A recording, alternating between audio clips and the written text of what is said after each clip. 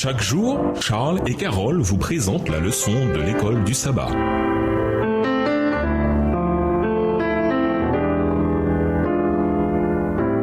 Bienvenue dans votre émission Dieu nous parle. Nous voilà à la leçon de mardi. Pierre s'adresse à la foule. Comparons Acte 2, verset 17 avec Joël 2, verset 28. Comment Pierre comprenait-il ce temps de l'accomplissement de la prophétie de Joël? Dans les derniers jours, dit Dieu, je répandrai de mon esprit sur toute chair. Vos fils et vos filles prophétiseront, vos jeunes gens auront des visions et vos vieillards auront des songes. Joël 2, verset 28. Après cela, je répandrai mon esprit sur toute chair. Vos fils et vos filles prophétiseront, vos vieillards auront des songes et vos jeunes gens des visions. La prophétie de Joël concernait le salut à venir. Joël 3, verset 5 ou 2, verset 32 selon les versions. Ère qui serait marquée par plusieurs signes dans la nature ainsi qu'une généreuse effusion du Saint-Esprit. Voir Joël 2, verset 2 à 31. En interprétant l'événement de la Pentecôte à la lumière d'une telle prophétie, Pierre voulait souligner la pertinence historique de ce moment. Mais il y a une différence de taille dans la manière dont il cite Joël.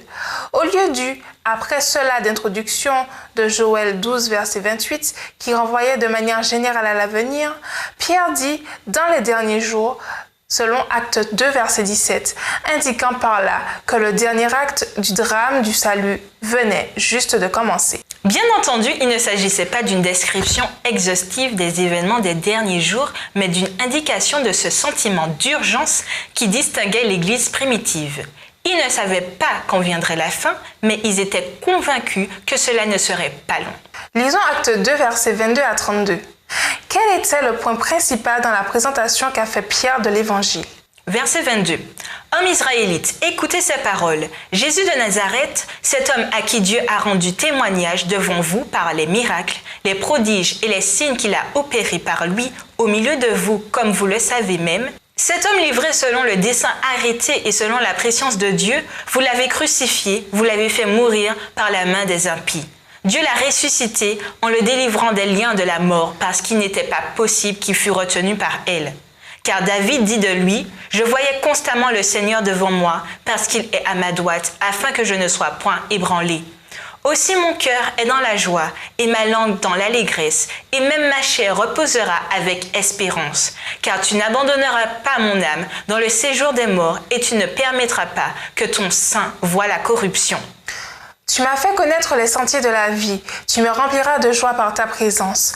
Hommes, frères, qu'il me soit permis de vous dire librement au sujet du patriarche David qu'il est mort, qu'il a été enseveli et que son sépulcre existe encore aujourd'hui parmi nous. Comme il était prophète et qu'il savait que Dieu lui avait promis avec serment de faire asseoir un de ses descendants sur son trône, c'est la résurrection du Christ qu'il a prévue et annoncée en disant qu'il ne serait pas abandonné dans le séjour des morts et que sa chair ne verrait pas la corruption. C'est ce Jésus que Dieu a ressuscité. Nous en sommes tous témoins. Après avoir mis l'accent sur la signification prophétique de la Pentecôte, Pierre se tourne vers les récents événements de la vie de Jésus, de sa mort et de sa résurrection. Cependant, c'est sur la résurrection qu'il insiste le plus, car elle représentait le facteur décisif dans l'histoire de l'Évangile.